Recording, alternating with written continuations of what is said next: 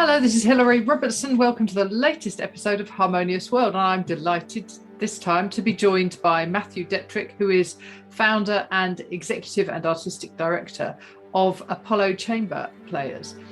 Now, they are very interesting. They are based out of Houston, Texas. And they have a sense of globally inspired music. It's essentially a string quartet, but it's so much more. And I think the link with Houston and NASA and seeing the world as a whole rather than just from where you're standing on it is fascinating. I've got a lot to unpick with Matthew, so I'm really looking forward to this conversation. Thank you for joining me once more on Harmonious World.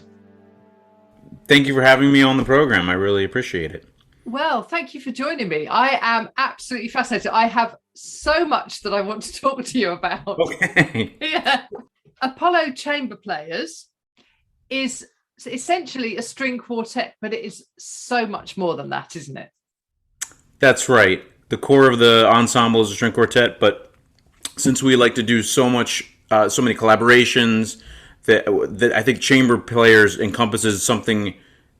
It describes what we are in a much larger and much more meaningful fashion. So on this disc with Malice Toward None and most of our programming here in Houston, we usually collaborate with many different artists and poets and singers and chitravina players and that kind of thing. Yeah, and sort of spoken word and I mean everything really. It's a cultural mélange, isn't it? That's right, and maybe your listeners might be interested to know that Houston, Texas, is one of the most multicultural cities in the United States, and even on the planet.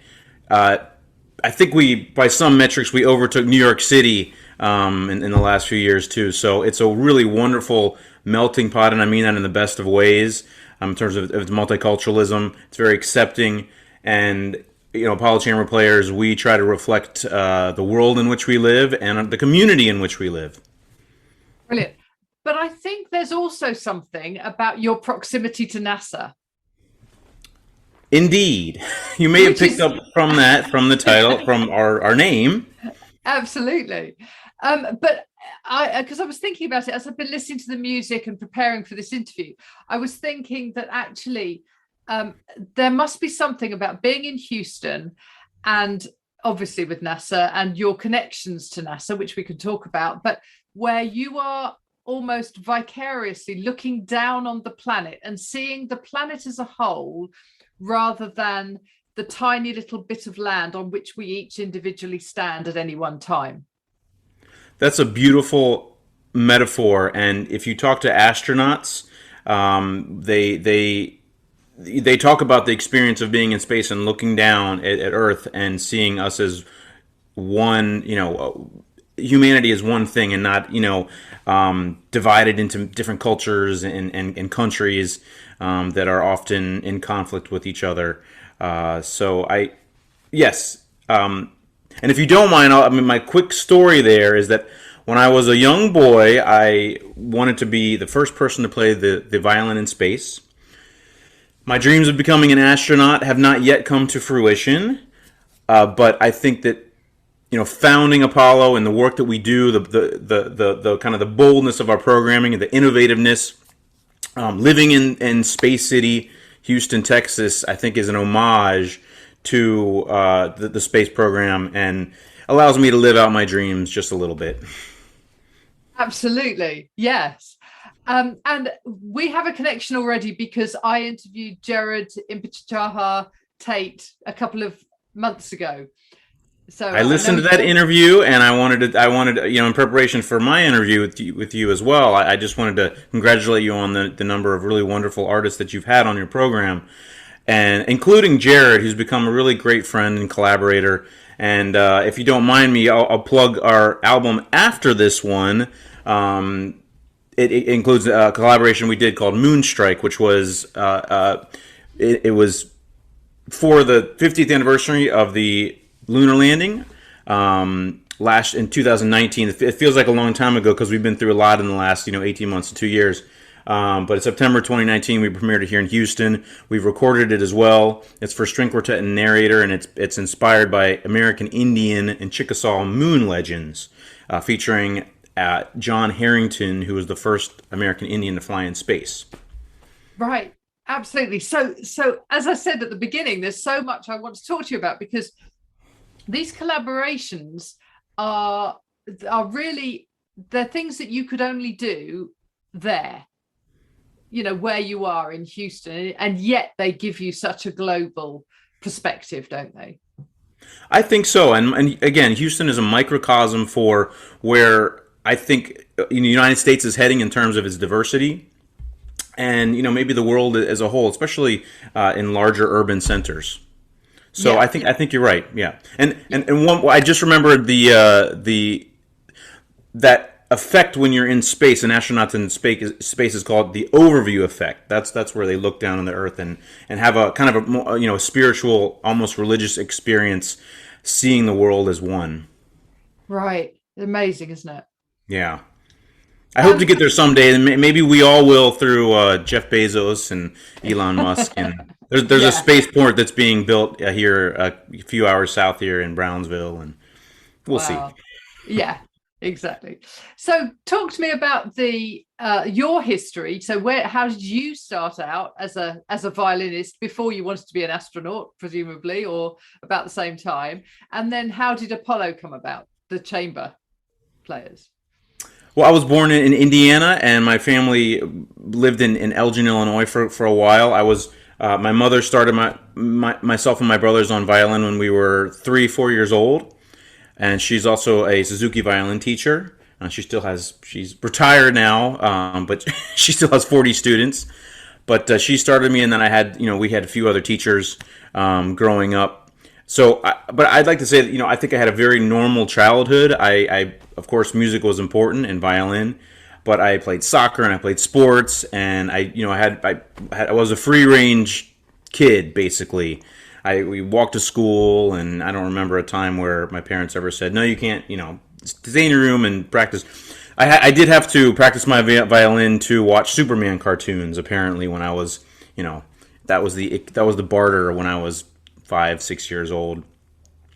My family then moved to York, Pennsylvania. My father's a minister, and again my mother's was a teacher and private violin teacher, and so we moved to Pennsylvania. My teacher there, named Colette Wickert, had a connection with Kenneth Goldsmith at Rice University here in Houston, Texas. I don't know if you've heard of Ken Goldsmith. He had a really wonderful chamber group called the Miracourt Trio that was active in the 70s and the 80s in Grinnell College, and they commissioned and did a lot of really wonderful unearthing of composers that hadn't been performed very much. So I had a connection there, and I auditioned here at Rice University in 1999. Was accepted. I did my undergrad here, and stayed here for my master's, and have been here really ever since. In the ensuing couple of decades, I started Apollo in 2008. And of course, the first few years are really hard. You're trying to find your identity. But after a while, we were able to latch on to support with some of the cultural, communities here in Texas, specifically in the beginning, the Greek community. I think it might be interesting for your listeners to be aware that Galveston, Texas, was the second most important port of entry for immigrants coming to the United States in the early 20th century, after Ellis Island. I had no idea. I wasn't aware of that either until I had an adult student. When I graduated at Rice University, I did 20 or so auditions for orchestras, and I never won the job with the New York Philharmonic. It was very dispiriting in some ways, but obviously I found another path. But I had an adult student that was Greek. His father had come over to Ellis Island and had come through Galveston. And he had these really wonderful Greek Rebettica folk songs, and these are more folk songs from urban Greece. And I transcribed them for string quartet. We had a concert here, had a lot of the Greek community here, the consul general of the Greek consulate here, and it was just really an amazing way to kind of connect with people through their folk music. And we also included some more classical works on these programs, and it was kind of a hybrid model, and still is to this day. Yes, and obviously the new album with Malice Toward None. It's strange. It in a very good way, because so the title track particularly, I thought I was skipping tracks because it changes it changes its tone throughout. So can you talk to me about, first of all, that, how this album happened and when it was recorded and written as well? Sure. This is our 5th studio album. The first couple compositions on here were recorded in 2019. But maybe just I'll quickly say that in 2014, we began a project to commission 20 new multicultural and folk music inspired works by the end of the decade. At that time, Apollo Chamber players, we were really not known outside of Houston or Texas at all. But this project, as it progressed, we started with a really well-known composer named Libby Larson, an American composer here, a piece that connected Dvorak with African-American spirituals and Henry Thacker Burleigh. And, after we right out of the gate, we had a great composer, and that helped us connect with composers and themes for the ensuing commissions. So that really, and again, from the beginning of that project, we had about $2,000 in seed money. By the end of the project, which we did some digital world premieres at the, because of the lockdown, we had raised over $250,000 in commissioning fees and performance fees and that kind of thing for a lot of the collaborators involved. So this project has really put us on the map, and our albums have been a way to give us a more global reach with our commissions too. So this album in particular, the piece, the What is the Word by Christopher Theophanides and Mark Wingate, that's based on the poetry of Samuel Beckett.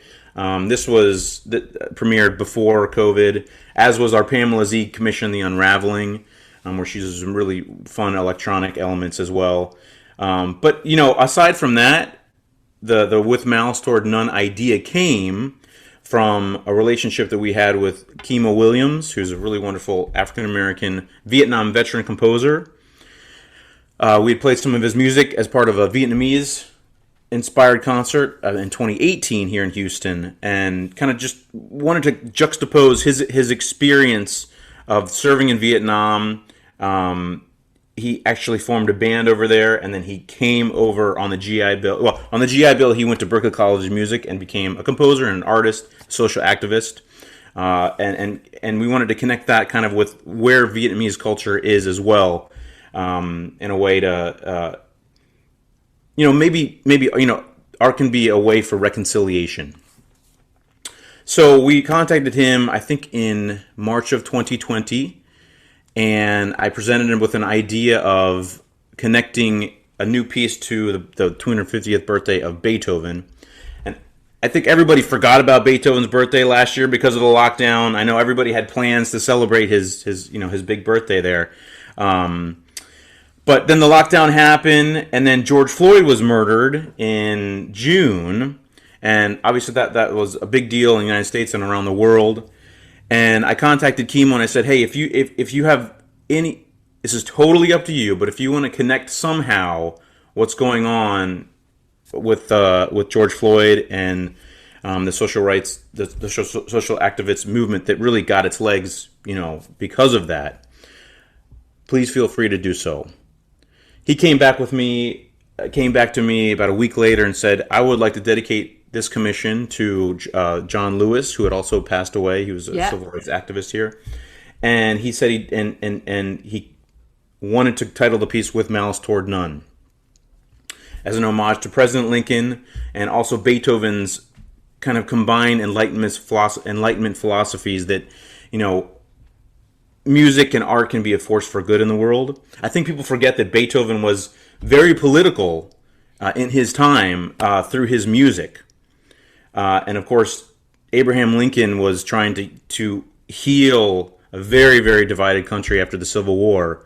And I think that the idea and the philosophy of With Malice Toward None, over 150 years later, represented through our music, is something that can connect all cultures and perhaps heal some of the divisions in our society. Yeah. And it's interesting you mentioned Beethoven, because I had a trip to Vienna all planned out for 2020. And of course that went to, right. That went to pot. So, so any mention of Beethoven, I go, yeah, I can remember to not mark that anniversary, that 250th anniversary, or, I mean, it was marked, but not in the huge way that it should have been. It's such a shame. And I think that's a great disservice to the man. And as you say, he wasn't just about the music. He was about political messages and political movements 250 years ago, or 220 years ago. This album With Malice Toward None, and the title track is stunning. It's really, really amazing. But the album itself is so interesting in terms of how the quartet comes across and the all of the styles. So when was it recorded? Was it recorded during lockdown? So With Malice Toward None was recorded during lockdown, and the electric violin soloist Tracy Silverman, or collaborator I should say, he is in Nashville. He recorded his tracks in Nashville, and we recorded our string quartet parts here in Houston during the lockdown. We have a really wonderful audio engineer named Ryan Edwards who stitched it all together. And then we also, so that's how With Malice Toward None came about. And the Eve Beglarian, We Will Sing One Song, you're probably going to ask about that. That was also stitched together digitally during the lockdown. I wonder. We recorded our strings part here, and an amazing duduk player. That's the Armenian equivalent of a clarinet, a really soulful instrument. His name is Arsen Petrosian. He lives in Yerevan, Armenia. He recorded his part to our commission not only during lockdown, but during the Azerbaijan-Armenian conflict that happened last fall, October, November. So he wasn't even sure he could get to his studio. There were drones flying overhead, dropping bombs. But he made it, and he sent us his tracks, and it's just We Will Sing One Song, I think, is another one that is very resonant to our society today. Not only in terms of connecting different musical genres, but just connecting cultures and doing it in a way during the pandemic that I think still united us in a way that wouldn't have been possible pre-COVID, if that makes sense. Right. Yeah, absolutely. One of the things that I've noticed since starting this podcast was at first, everybody that I spoke to was talking about how their career had fallen off a cliff because they'd been mid-tour or about to go on tour, and everything just got cancelled overnight. It was, let's just stop, we can't do anything.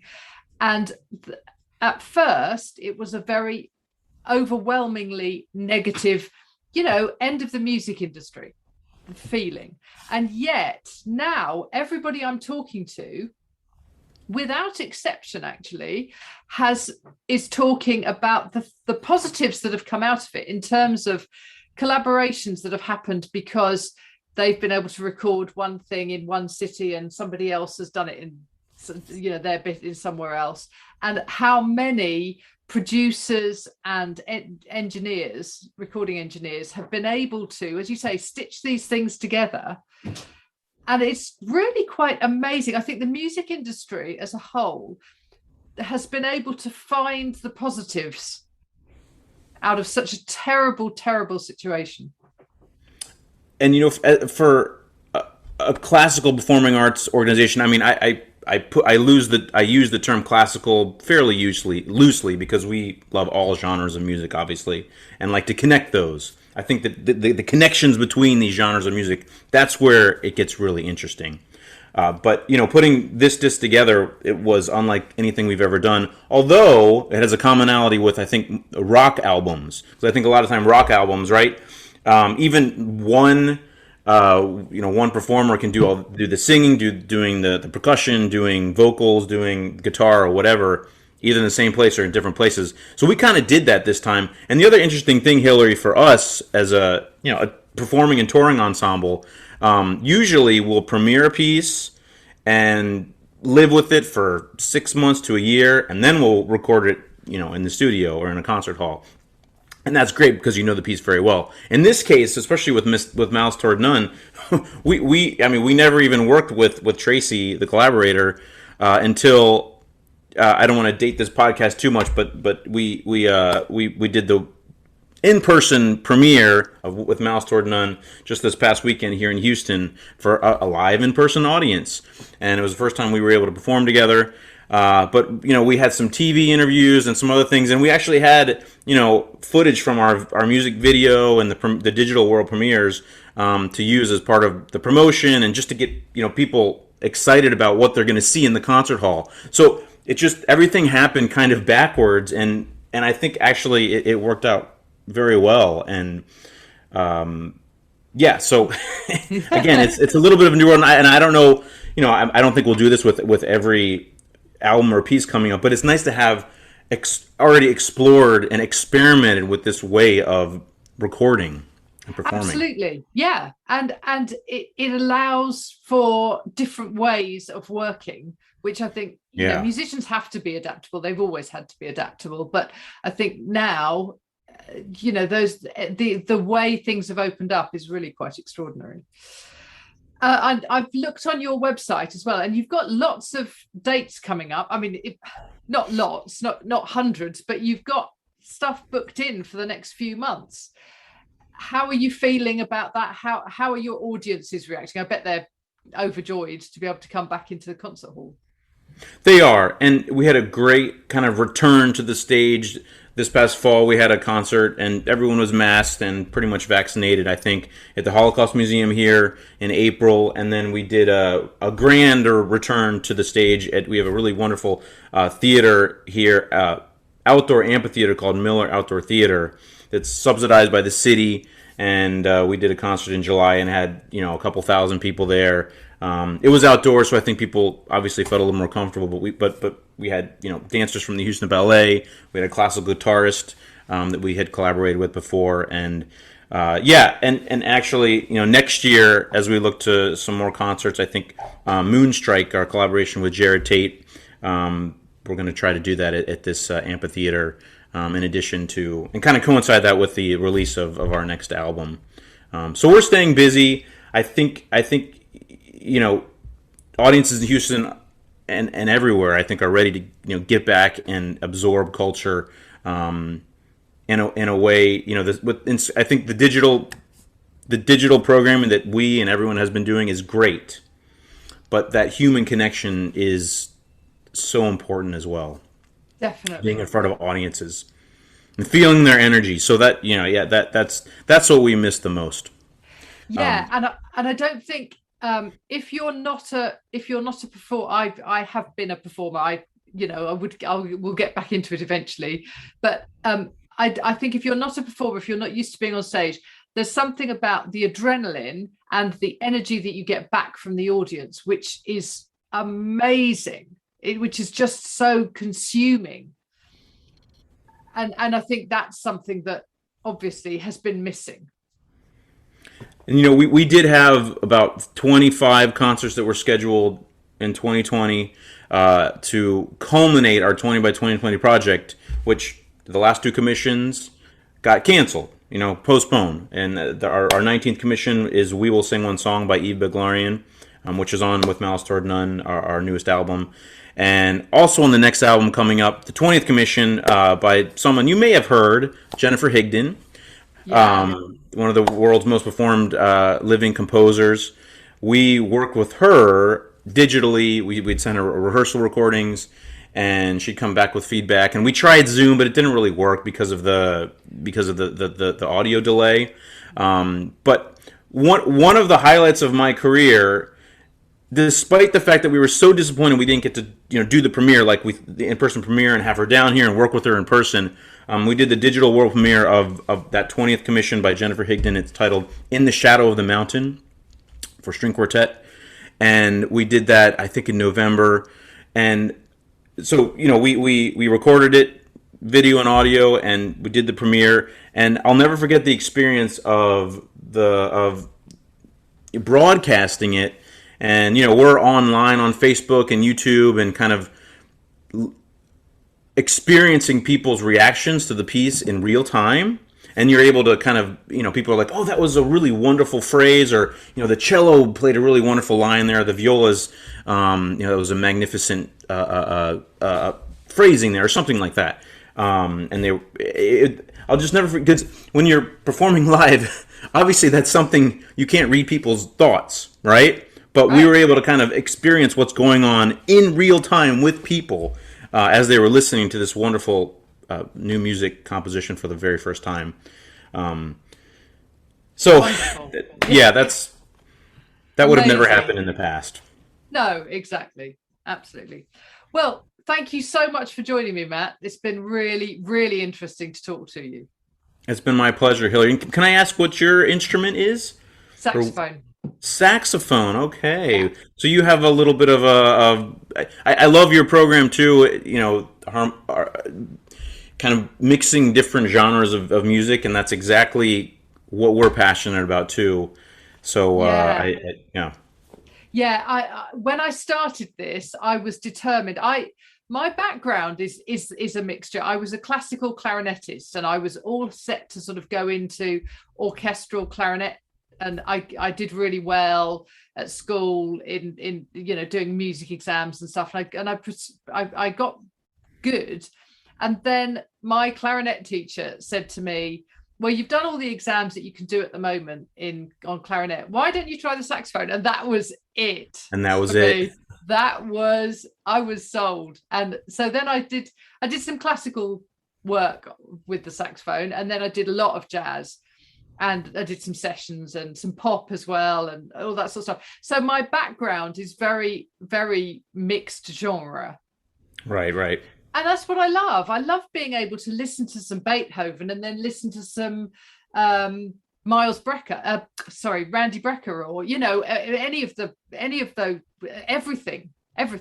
So yeah, that's where this podcast comes in from. Hopes of creating a more harmonious world. Exactly. And that's our mission is to connect communities and cultures through globally inspired music. And I think even just harmonious world encapsulates that same sentiment in just 2 words. Yeah, exactly. So thank you so much. I really appreciate it. It was my pleasure. Thank you. I really hope you enjoyed listening to my conversation with Matthew and everything about Apollo chamber players. At the beginning, I played "We Will Sing One Song," and now you're listening to "With Malice Toward None," which Matt and I spoke about. As always, please do check out the links in the show notes, and don't forget to feed back to me on any of your comments. I love the social media and emails that I'm getting. If you enjoy listening to Harmonious World, please share it. Share the love. That's what this is all about. So you can either do that directly through the podcast platform that you're using to listen to this right now, or you can share a link. You can do that on Facebook, you can do it on Instagram or Twitter, or you could simply send a link by email or just talk about it. Please also consider leaving a review and a rating, because that really helps. So thank you so much for listening to Harmonious World, and I hope you have a wonderful week, and I will speak to you soon.